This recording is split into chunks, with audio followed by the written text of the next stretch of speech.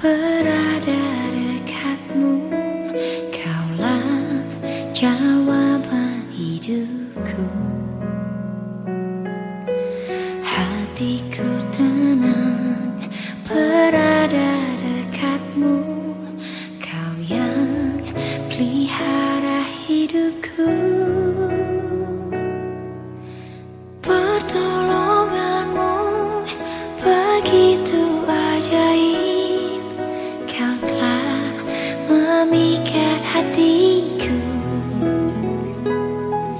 Di saat aku tak sanggup lagi, di situ tanganmu bekerja. Pertolonganmu begitu ajaib, kau telah memikat hatiku. Kini mataku tertuju padamu, ku rasakan kasih-Mu, Tuhan.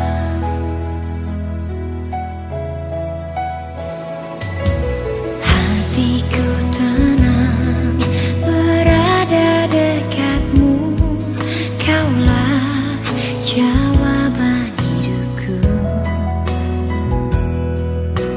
Hatiku tenang berada dekatmu, kau yang pelihara hidupku.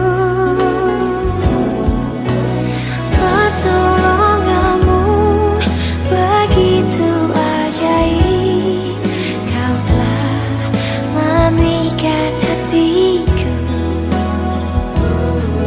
Di saat aku tak sanggup lagi, di situ tanganmu bekerja. Pertolonganmu begitu ajaib, kau telah memikat hatiku.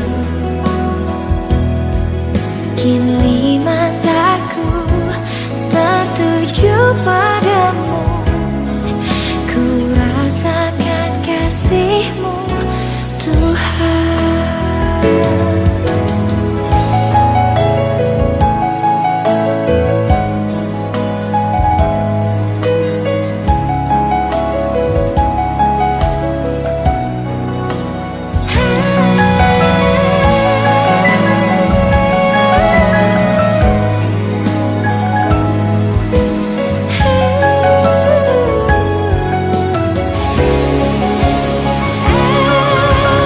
Pertolonganmu begitu ajaib, kau telah memikat hatiku.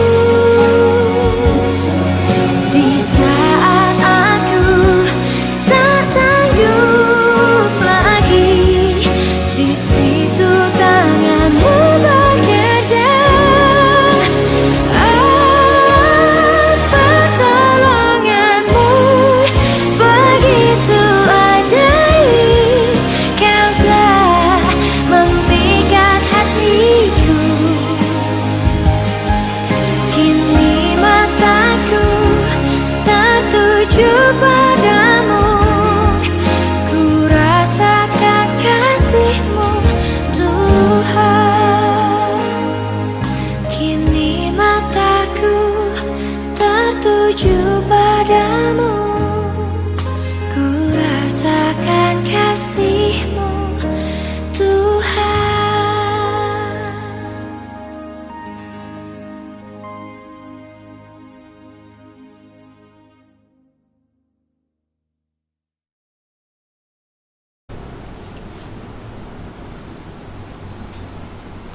Shalom, selamat berjumpa kembali kekasih-kekasih Tuhan. Saya percaya ini semua karena anugerah Tuhan kalau saya dan saudara masih bisa berjumpa di dalam ibadah online seperti ini. Saya berharap kebenaran yang akan kita dengar ini menjadi kuasa dalam hidup saya dan saudara, Sebab saya merasakan ada orang-orang Kristen yang kekristenannya lesu, letih, lunglai, loyo, tidak ada semangat, tidak ada gairah, tidak ada passion yang menggebu-gebu. Tapi sesuatu yang kita akan dengar pada saat ini, maksud saya yakin itu semua akan menjadi berkat buat kita semuanya. Dan tema kita pada saat ini adalah menemukan irama Tuhan. Sekali lagi, tema kita pada saat ini adalah menemukan irama Tuhan. Firman Tuhan kita baca di dalam Matius pasal ke-6 ayat ke-10 yang berbunyi demikian. Datanglah kerajaanmu, jadilah kehendakmu di bumi seperti di surga. Saya ulangi, Matius 6 ayat 10. Datanglah kerajaanmu, jadilah kehendakmu di bumi seperti di surga. Kata datanglah kerajaanmu, ini artinya pemerintahan Tuhan dari surga turun ke bumi. Jadi doa ini dinaikkan agar pemerintahan Tuhan yang dari surga itu turun ke bumi kepada orang percaya. Pertanyaannya, siapa yang mau menerima pemerintahan Tuhan? Ya. Siapa yang mau menerima pemerintahan Tuhan? Sebelum dijawab, saya sampaikan dulu ya. Pemerintahan Tuhan ini artinya kita membuka hati, mengizinkan Tuhan bertahta dalam hati hidup kita sebagai raja, sebagai penguasa, dan kita izinkan untuk memerintah hidup kita, mengendalikan hidup kita, memimpin hidup kita sesuai dengan jalankan kehendak Tuhan. Makanya pertanyaannya, siapa yang mau menerima pemerintahan Tuhan? Pertanyaan ini seharusnya semua orang percaya menjawab, ya, saya mau. Ya. Kenapa, saudara? Sebab ini doa yang diajarkan Tuhan Yesus kepada murid-muridnya, sehingga doa ini pasti benar dan sesuai dengan kehendak Tuhan. Ya. Memang konteksnya ini adalah ketika Tuhan Yesus mengajarkan doa, dia berkata, kalau kamu berdoa, janganlah seperti orang-orang munafik, orang-orang Farisi, yang panjang-panjang, yang bertele-tele, yang doanya diperlihatkan kepada banyak orang. Tetapi kalau kamu berdoa, masuk dalam kamarmu, sebab Bapamu di surga tahu, ya, dan dia akan mendengarkan engkau. Lalu Tuhan berkata, kalau kamu berdoa, berdoalah demikian, ya. Bapa kami dalam surga, dikuduskanlah namamu. Nah, yang kita baca ini, datanglah kerajaanmu, jadilah kehendakmu di bumi seperti atau sama dengan di surga. Nah, doa ini doa yang diajarkan Yesus, jadi pasti benar dan sesuai dengan kehendak Tuhan. Ya. Ini merupakan ungkapan. Kita sebagai orang percaya itu harus mengundang Yesus sebagai Raja, ya, ke dalam hidup kita untuk memerintah, menguasai, memimpin hidup kita. Sehingga kalau kita izinkan itu, maka apapun yang menjadi kehendak Tuhan di surga itu akan terjadi di dalam hidup kita. Kita ada di bumi ini, selama kita ada di bumi. Nah, saudara kasih dalam Tuhan, jika kita bersedia membuka hati, mengizinkan Tuhan sebagai Raja yang memerintah hidup kita dan hidup dekat dengan pribadi Tuhan, maka selama kita hidup di atas muka bumi ini, kita akan menemukan, ya, irama Tuhan selama kita hidup menumpang di atas muka bumi ini. Ya.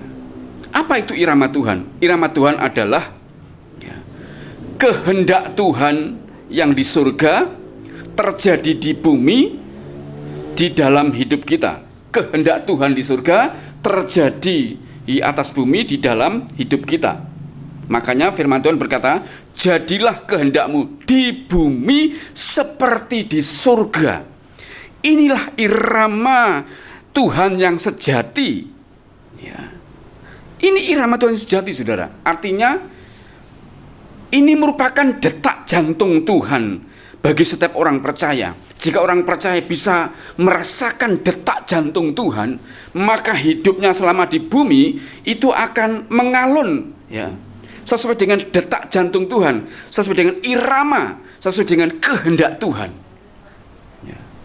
Maka orang-orang seperti inilah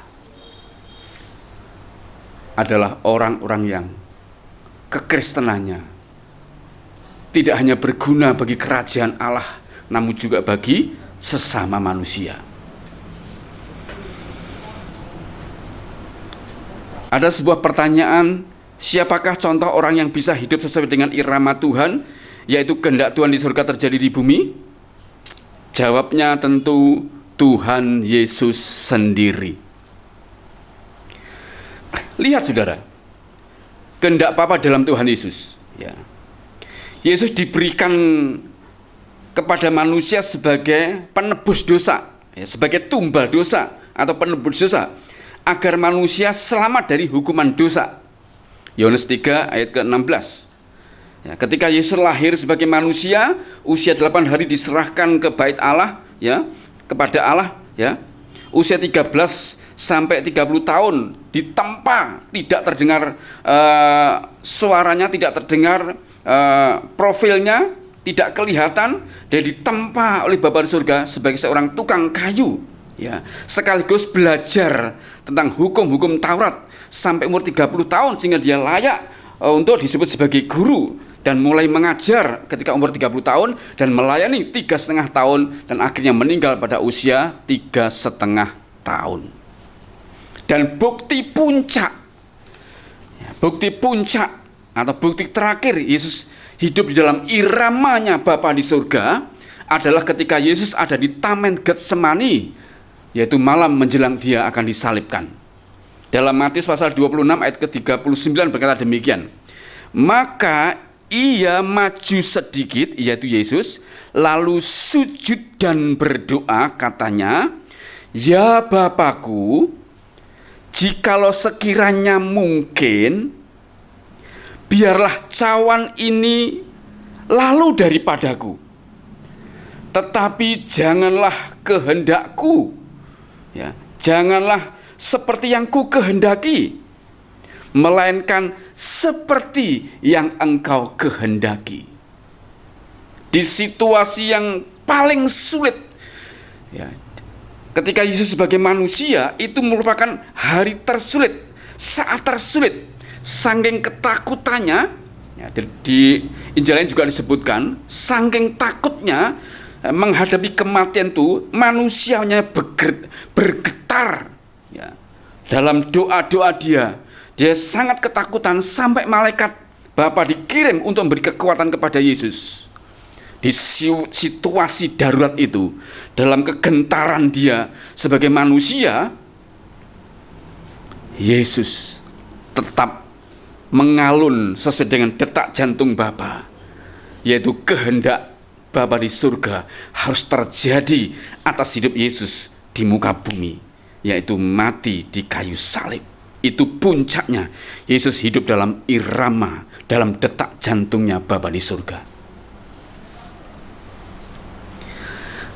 Yesus adalah contoh yang sempurna, saudara. Pribadi yang tahu irama Tuhan sehingga ia mengutamakan kehendak Bapa di surga lebih dari apapun. Ya. Pertanyaannya, bagaimana dengan saya dan saudara? Sejujurnya, selama ini irama Tuhan dalam hidup kita masih sering seperti beberapa contoh di bawah ini. Ya. Sejujurnya, saudara, irama hidup kita itu belum seirama dengan detak jantungnya Tuhan. Ya. Nilai Tuhan di hadapan kita itu seringkali tidak seperti maunya Tuhan. Ya.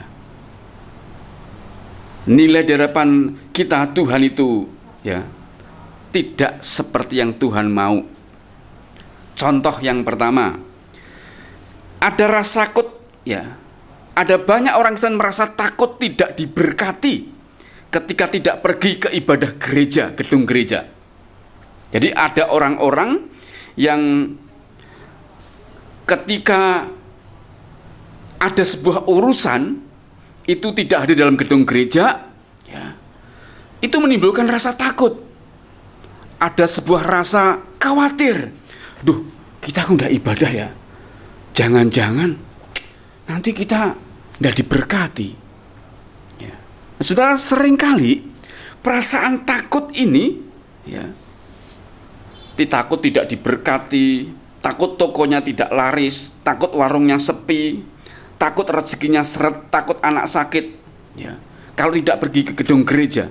Nah, ini membuktikan bahwa pergi ke gereja atau ibadah bersama, ibadah korporat seperti itu bukan sebagai ungkapan rasa syukur kasih kita kepada Allah sehingga kita memuliakan Allah dalam pertemuan itu, namun kita lakukan seringkali ada sebuah rasa takut dan khawatir bahwa kalau kita tidak pergi ke gedung gereja ibadah bersama, ya, kita tidak diberkati. Coba saudara, ini sebuah nilai yang kita berikan Yesus di dalam hidup kita. Ya, kita pandang Yesus itu adalah pribadi Tuhan yang penghukum. Yang kedua, ya, ada orang-orang yang ketika mengalami sebuah kecelakaan, saudara, sebuah musibah kecelakaan, ya, lalu mereka merasa ini karena dosa kita, ini karena dosa kita. Jadi segala sesuatu yang terjadi, ya, itu langsung berkata ini dosa kita, ini karena dosa kita. Ya. Nah, ini menandakan bahwa nilai Yesus di hadapan kita, Tuhan itu adalah Tuhan yang penghukum. Ya. Tuhan adalah Tuhan yang penghukum. Coba saudara renungkan, saudara. Ya. Yang ketiga, ya, karena lupa berdoa saja, ada orang-orang Kristen ketika berangkat ke tempat kerja, ya, jadi dia lupa doa lalu berangkat ke tempat kerja. Ada orang-orang yang merasa Tuhan sedang marah. Karena ketika dia berangkat kerja tiba-tiba dompetnya jatuh, ya, uangnya jatuh atau hilang atau kecopetan atau terjadi sesuatu, ya. Dia merasa itu sih karena kita nggak doa, ya. Jadi nilai Tuhan di hadapan kita adalah bukan sebagai raja yang memerintah, tapi sebagai pribadi, sebagai oknum yang pemarah. Ya. Sesungguhnya tidak salah, saudara. Ya. Kalau kita tidak ke gereja ada perasaan bersalah, okelah perasaan bersalah. Tapi bersalahnya bukan sebagai rasa takut tak diberkati, tapi merasa menyesal, tidak punya kesempatan memuliakan Allah bersama-sama dengan umat yang lainnya. Ya. Atau ketika kita mendapat sebuah kecelakaan, ya, lalu kita koreksi diri, itu tidak apa-apa, ya. Barangkali ada dosa, nggak apa-apa. Tapi setiap kali kejadian selalu menghakimi diri sendiri bahwa ini karena dosaku, seolah Tuhan itu sang penghukum, ya.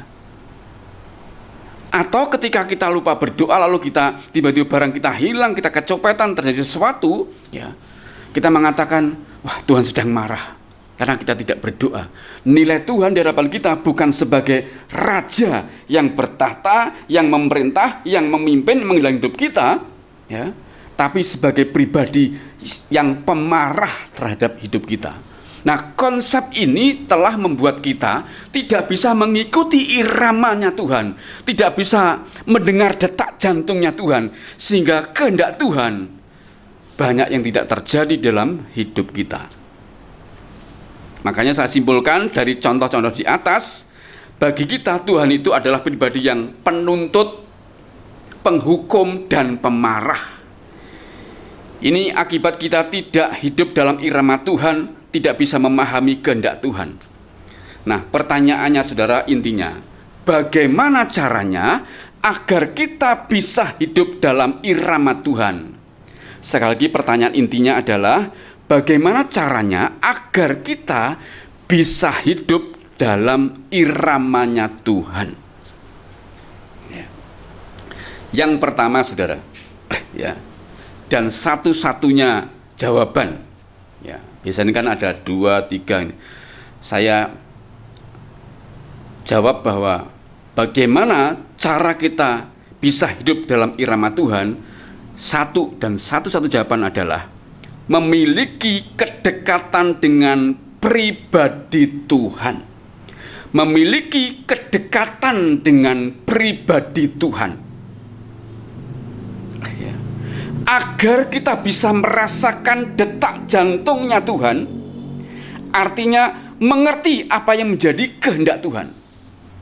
Untuk bisa mendengar, ya, untuk bisa mengerti irama detak jantungnya Tuhan, tidak ada jalan lain kecuali kita harus mendekat kepada pribadi Tuhan, ya, memiliki kedekatan dengan pribadi Tuhan, ya. Dan unsur kedekatan ini sudah tidak bisa ditawar-tawar lagi, sebab tidak ada hukumnya, ya. Sebab tidak ada hukumnya jika ada orang yang mengerti dan melakukan kehendak Tuhan, tetapi tanpa memiliki kedekatan dengan Tuhan, tidak mungkin terjadi. Orang yang mengerti kehendak Tuhan dan melakukan kehendak Tuhan, itu hanya dihasilkan oleh orang-orang yang memiliki kedekatan dengan pribadi Tuhan. Di luar itu tidak ada dan tidak bisa mengikuti irama dan mendengar detak jantungnya Tuhan.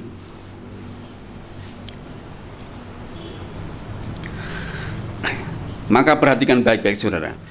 Tanpa kedekatan dengan pribadi Tuhan, lihat yang pertama, kita tidak tahu persis mengapa toko kita sepi. Ya, seperti tadi kebalikannya, saudara. Ya, kalau yang pertama tadi kan contohnya karena kita tidak pergi ke gereja, maka toko sepi. Nah, lalu kita berkata, ini gara-gara kita tidak pergi gereja, ya, makanya kita tokonya sepi.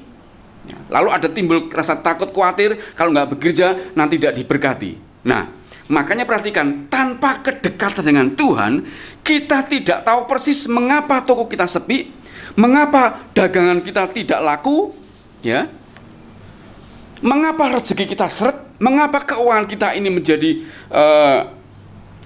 kacau seperti ini. Orang yang memiliki kedekatan dengan Tuhan akan mengerti kesalahannya dan memperbaikinya, belajar dari kesalahan itu, memperbaikinya, ya. Lalu belajar untuk menyesuaikan dengan irama kehendak Tuhan, selera Tuhan, kemauan Tuhan, kebenaran Tuhan. Dia akan belajar ke situ karena apa? Memiliki kedekatan dengan Tuhan.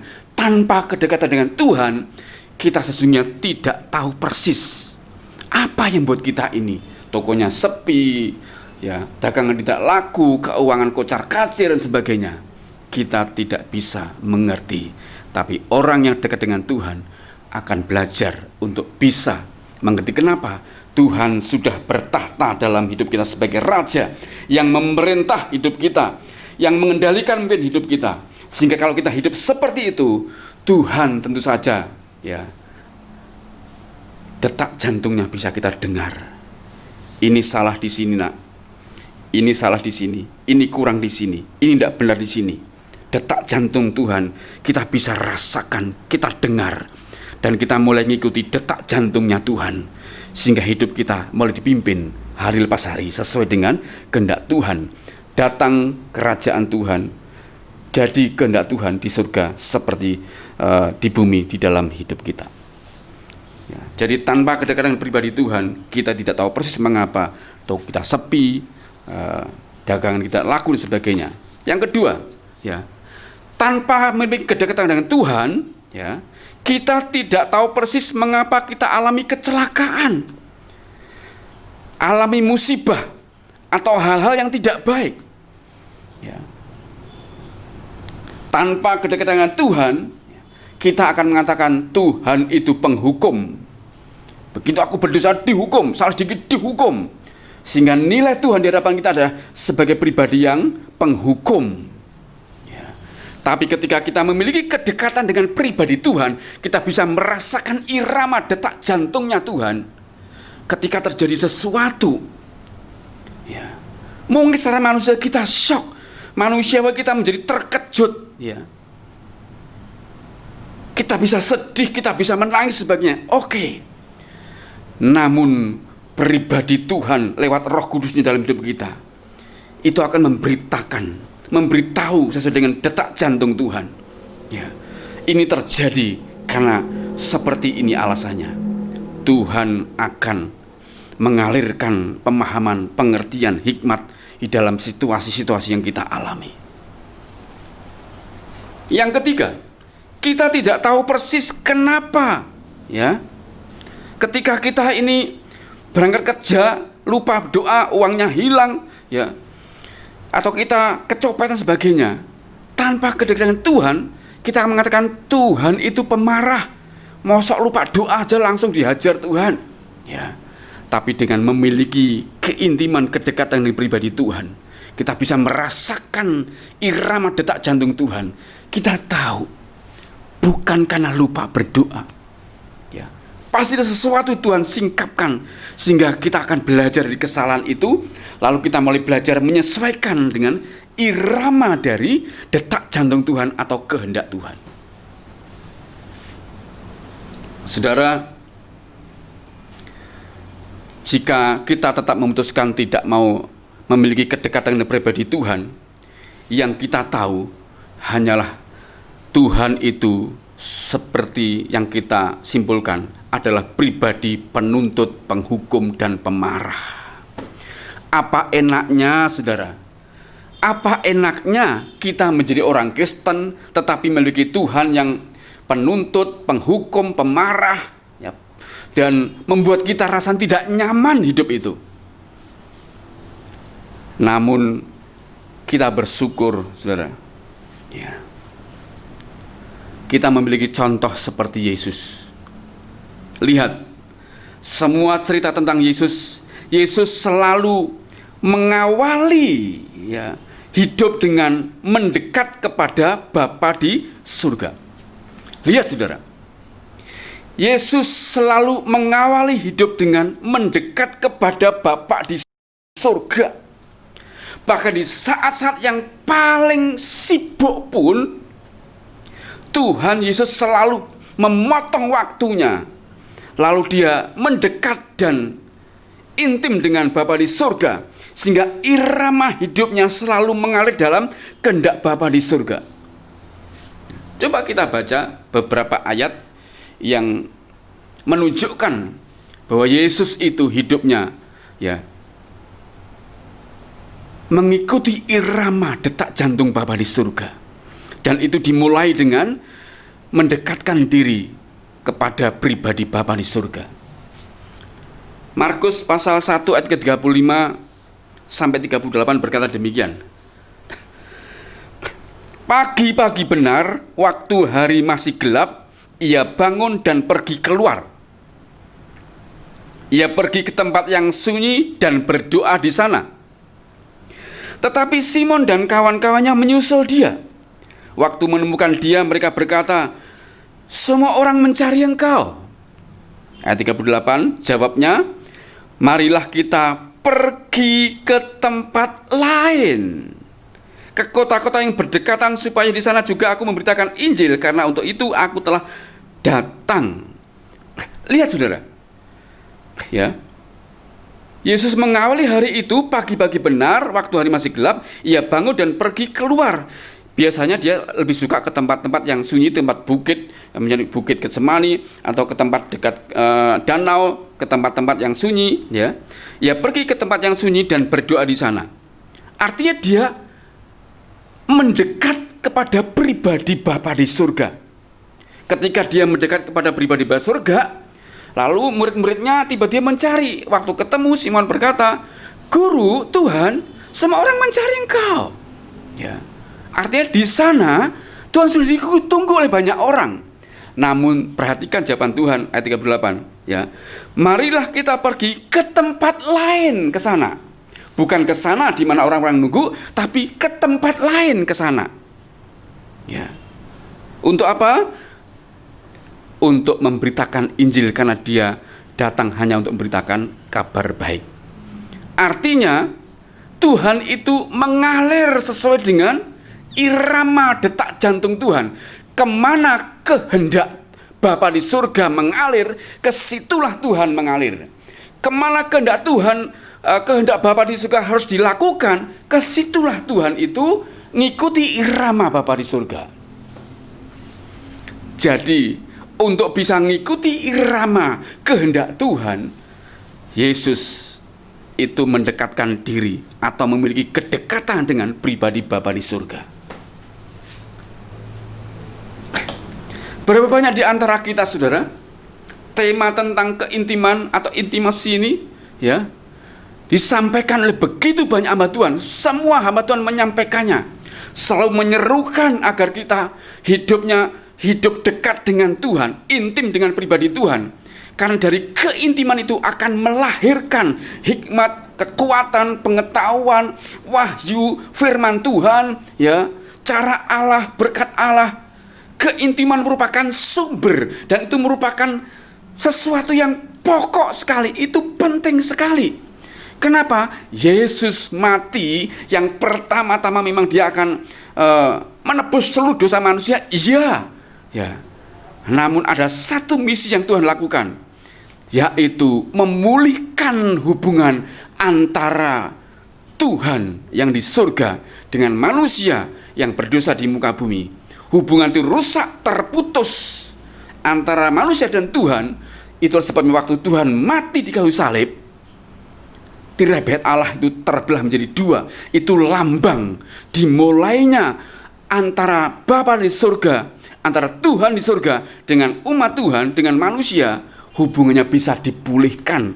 Makanya memulihkan hubungan yang sudah terputus dan tersambung lagi, itu menjadi misi khusus misi khusus dari Tuhan Yesus buat manusia. Sehingga itu memiliki nilai yang sangat penting. Orang percaya tidak hanya diselamatkan hidupnya dari hukuman dosa, ya, namun juga setiap orang percaya diproses, dilatih Tuhan untuk bisa mengikuti detak jantung Tuhan atau irama Tuhan atau kehendak Tuhan. Dengan cara apa? Hubungan yang sudah disambung Tuhan di kayu salib. Itu harus menjadi pokok kehidupan orang Kristen. Harus memiliki keterhubungan, ketersambungan, keintiman, kedekatan antara Tuhan dan orang percaya. Disinilah, saudara, betapa pentingnya saudara saya harus memutuskan intim, dekat dengan pribadi Tuhan. Itu tidak bisa ditawar-tawar lagi. Pilihan ada di tangan kita, saudara. Apakah kita menjadi orang Kristen yang agamawi, ya, yang hanya datang kepada ibadah gedung gereja seminggu sekali, atau sesekali datang dalam persekutuan, dalam doa, tapi sesungguhnya kita tidak terkonek dengan surga, kita tidak tersambung dengan pribadi Tuhan, kita tidak punya keintiman dan kedekatan dengan Tuhan. Kita yang memutuskan, saudara. Tapi orang-orang yang mengetahui rahasia ini, pasti dia begitu bergairah, seperti Yesus bergairah untuk selalu memiliki kedekatan, keintiman dengan Bapa di surga, dengan Tuhan Yesus, bahkan lewat Roh yang sudah tinggal dalam kita. Karena itu melebihi segala-galanya antara kita dengan Tuhan. Itu hal yang paling pokok, paling penting dalam hidup kita. Bahkan ketika kita sangat sibuk pun, sesungguhnya kita tidak bisa dibatasi oleh ruang dan waktu dan kesibukan. Karena Allah yang kita sembah adalah Allah yang roh, ya. Kalau menyembah Dia harus roh, dalam roh dan kebenaran.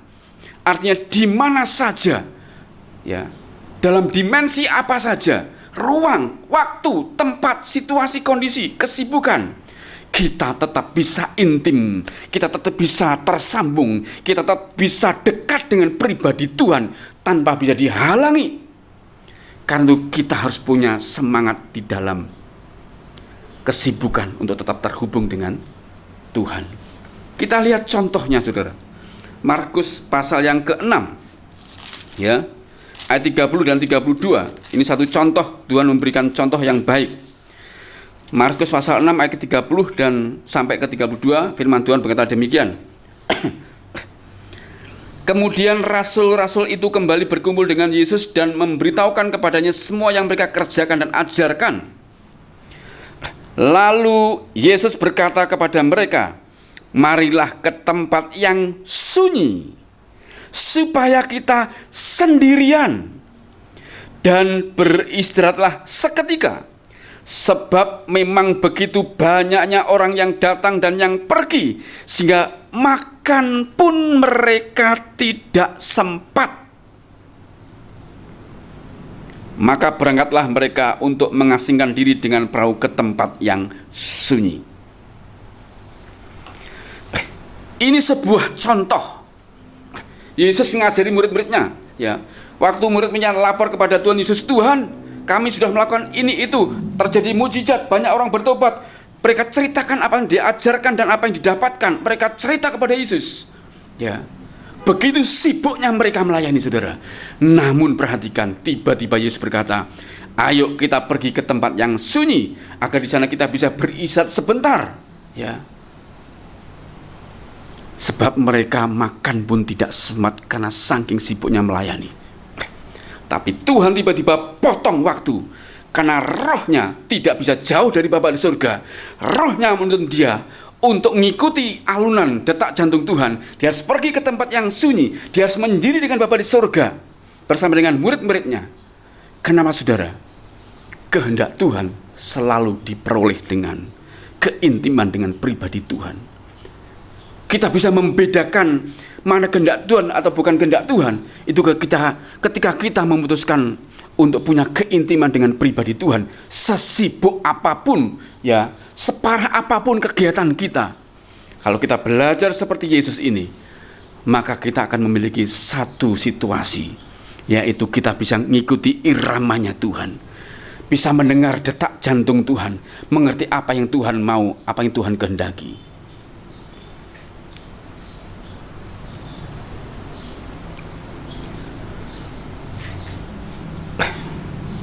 Markus 14 ayat 32.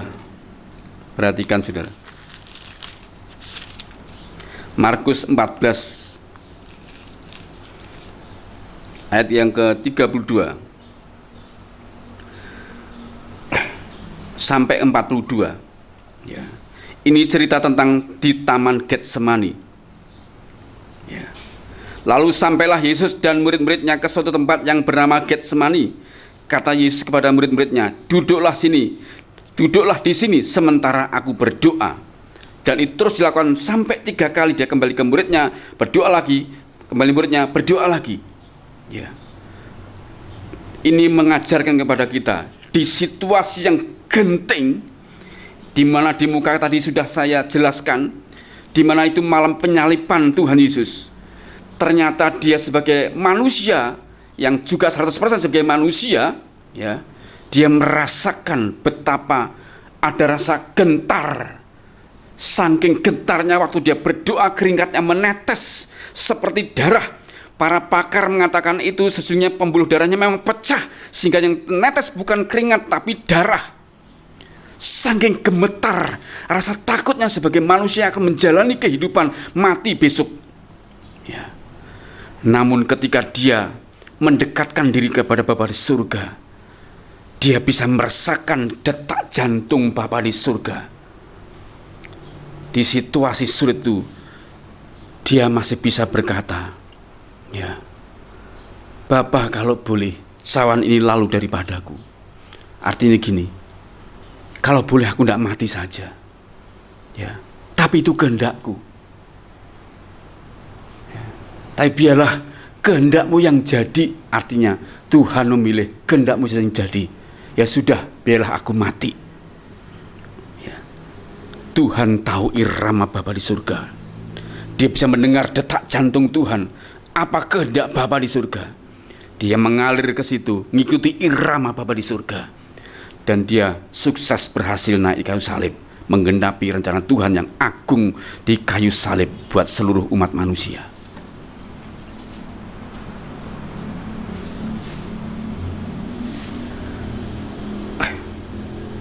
Bahkan bagi Yesus, kehendak Bapa di surga itu merupakan kebutuhan yang paling pokok. Dia tidak hanya menempatkan kehendak Bapa sebagai kebutuhan pokok, namun dia dahului keintiman, dan keintiman inilah yang membuat dia akhirnya hidup di dalam sebuah prinsip, ya, mengikuti detak jantung Tuhan, dan bagi dia kehendak Tuhan itu merupakan makanan, kebutuhan pokok. Ya. Coba kita baca di dalam Yohanes pasal yang keempat. Yohanes pasal keempat ayat yang ke-34, firman Tuhan berkata, jadi ini konteksnya adalah ketika Yesus ditawari makan secara jasmani, ya. Tapi jawaban Tuhan ayat 34 berkata, kata Yesus kepada mereka, makananku ialah melakukan kehendak Dia yang mengutus aku dan menyelesaikan pekerjaannya. Atau mungkin lebih tepat saya akan bacakan buat saudara, ya. Ayat yang ke-30 saja, ya. Maka mereka pun pergi keluar kota lalu datang kepada Yesus. Sementara itu murid-muridnya mengajak dia, katanya, Rabi, guru, makanlah. Akan tetapi Yesus berkata kepada mereka, padaku ada makanan yang tidak kamu kenal. Maka murid-muridnya itu berkata seorang kepada yang lainnya, adakah orang yang telah membawa sesuatu kepadanya untuk dimakan? Kata Yesus kepada mereka, makananku ialah melakukan kehendak Dia yang mengutus aku dan menyelesaikan pekerjaannya. Waktu murid-muridnya ketemu dengan Yesus, murid-muridnya menawarkan makanan, Rabi, makanlah. Ya, itu makanan jasmani, itu kebutuhan pokok. Namun Yesus berkata, ya, ada padaku makanan yang tidak kamu kenal. Makananku ialah melakukan kehendak Bapa, ya, dan menyelesaikan pekerjaannya. Jadi bagi Yesus, kehendak Bapa itu nomor satu. Kenapa? Kehendak Bapa itu merupakan detak jantungnya Bapa. Itu iramanya Bapa. Itu irama kerajaan surga. Ya. Untuk bisa seperti itu, mengalir mengikuti irama surga, Yesus memberikan contoh, membangun keintiman, membangun kedekatan dengan Bapa di surga. Ya. Makanya saudara, saya memberikan contoh kehidupan sehari-hari, ya, kesaksian. Saudara, untuk mengetahui pola hidup dan pola kesenangan istri saya, nah, saudara, untuk mengetahui pola hidup istri saya, ya, atau pola kesenangan hidup istri saya, bagaimana istri saya punya kehendak, kesenangan, kesukaan, kebiasaan, tabiat, karakter. Untuk mengetahui itu, ya, itu butuh waktu bertahun-tahun bagi saya. Ya. Kenapa saudara? Karena semua itu saya harus dekat dengan dia. Memang saudara, suami istri harus dekat, ya. Namun itulah mau tidak mau, kita ini harus dekat dengan istri, ya. Harus belajar mengenali kesukaannya, ketidaksukaannya, mengenali kepribadian dia, mengenali kesenangan dia. Itu terus dari waktu ke waktu, dari tahun ke tahun, kita akhirnya bisa menyimpulkan, oh istriku itu sukanya seperti ini, oh dia nggak suka seperti ini, oh dia punya keinginan seperti ini. Itu baru kita dapatkan setelah kita bergaul intim dekat dengan dia bertahun-tahun. Awal-awal saya dekat dengan dia, ya, kewalahan. Kenapa saudara? Iramanya belum ketemu, belum nyambung. Saya belum bisa mendengar detak jantung dia, kesukaan dia, kehendak dia, belum. Ya, masih perlu waktu bertahun-tahun tuh, terus belajar mengenali, belajar mengerti, belajar memahami, ya. Terus sampai saya ngerti detak jantung dia. Sehingga suatu hari saya bisa berkata, ya, istri saya itu kalau saya keluar rumah lalu titip, "Pak, tolong berikan keripik atau kerupuk." Ya. Itu barang sepele, saudara. Itu tidak seberapa, ya. Kerupuk, keripik itu kan barang makanan ringan kecil, kan. Bagi laki-laki yang hidup dengan otak atau dengan rasio, ya, itu perkara kecil. Tapi bagi istri saya, bagi wanita, ya, itu memang barang sepele kerupuk itu. Tapi ketika bisa dilakukan, bagi dia, istri saya, itu merupakan bentuk cinta, bentuk perhatian, bentuk kepedulian. Sehingga ketika saya pulang, ya, membawa kerupuk, mukanya tersenyum, seger, enak. Namun ketika saya gagal, lupa, karena saya anggap itu remeh, perkara sepele, waktu saya pulang, mukanya ditekuk, ya, omongannya tidak enak, situasi menjadi kaku, ya, dia ngomel-ngomel, itu begitu aja, nggak dibelikan, nggak perhatian, nggak cinta. Wah, ya, coba perhatikan saudara, itu bertahun-tahun saya nggak nyadari, bagi saya itu remeh lah, kerupuk, keripik, apalah paling kecil itu saudara. Tapi setelah sekian waktu bergaul, saya mulai mengikuti irama dia, mulai ngerti dan mulai mendengar detak jantung dia. Oh, ini toh. Ya.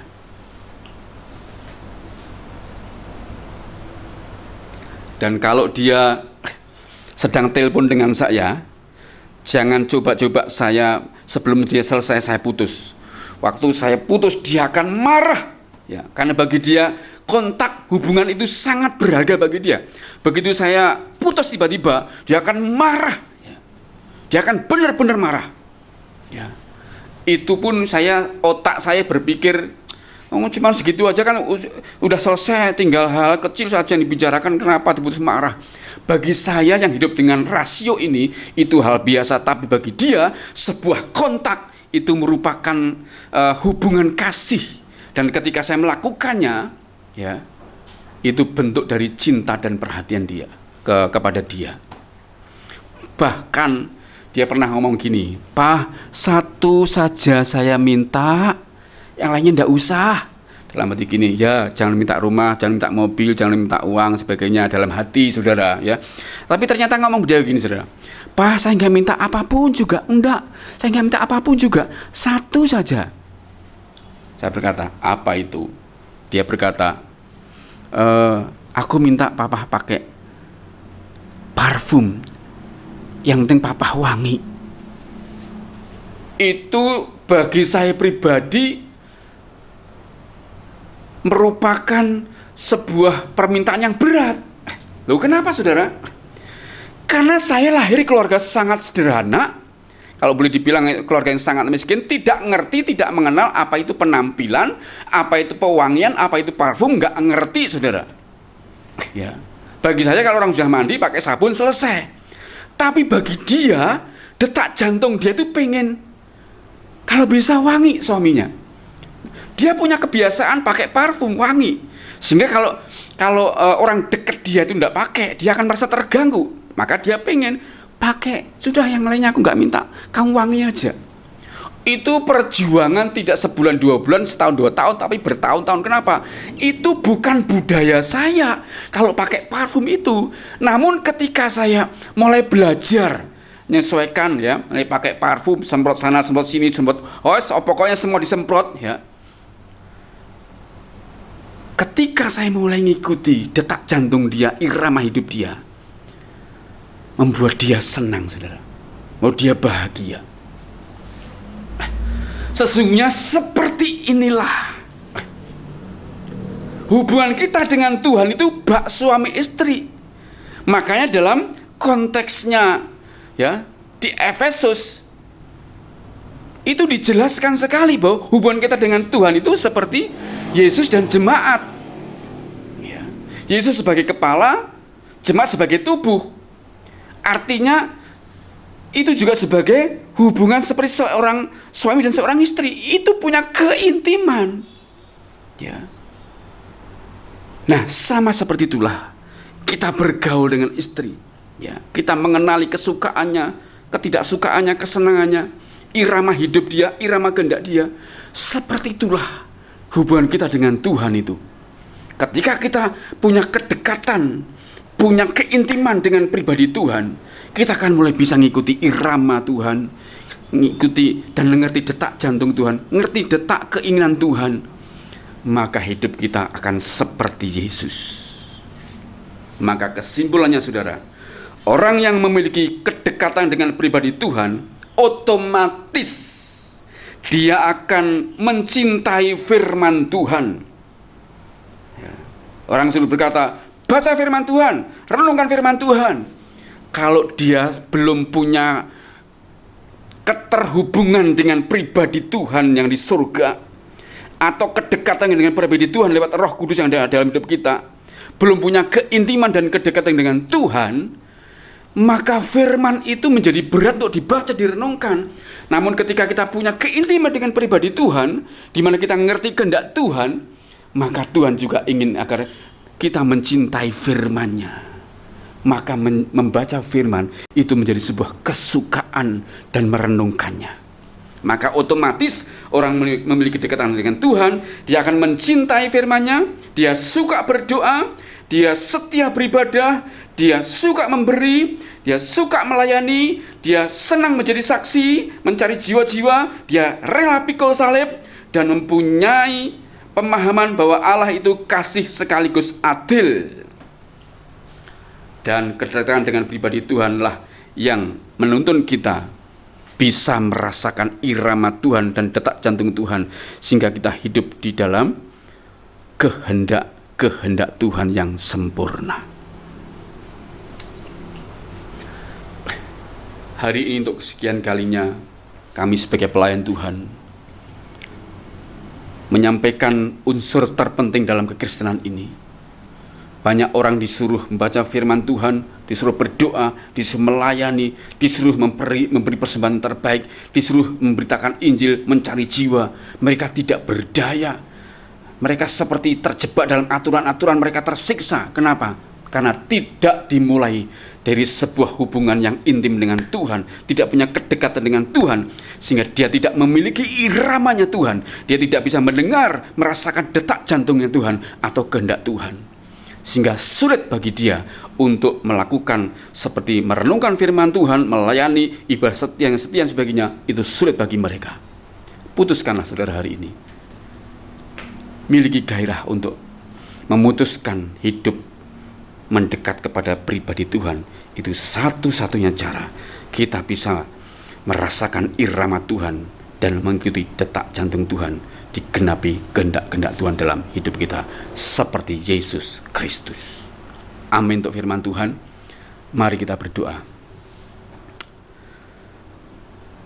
Oleh anugerah-Mu, doa kami satu Tuhan.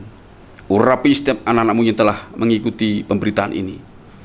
Urapi dengan firman-Mu yang berkata, karena Allah lah yang mengerjakan baik kemauan maupun pekerjaan, baik kemauan maupun pekerjaan menurut kerelaannya. Artinya, bangkitkanlah kemauan, bangkitkanlah keinginan, gairah dalam hidup anak-anak-Mu Tuhan setelah mendengar kebenaran ini, agar mereka memutuskan untuk hidup dekat dengan pribadi Tuhan, pribadi Yesus, pribadi Roh Kudus, pribadi Bapa, pribadi Tuhan seutuhnya, sehingga lewat keintiman itu akan melahirkan kehidupan yang senantiasa sesuai dengan kehendak Tuhan.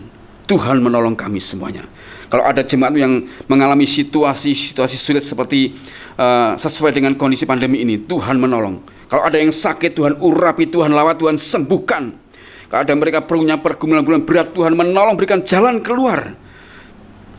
Dan berkati setiap kehidupan sehari-hari mereka dengan berkat-berkat jasmani yang melimpah ya Tuhan.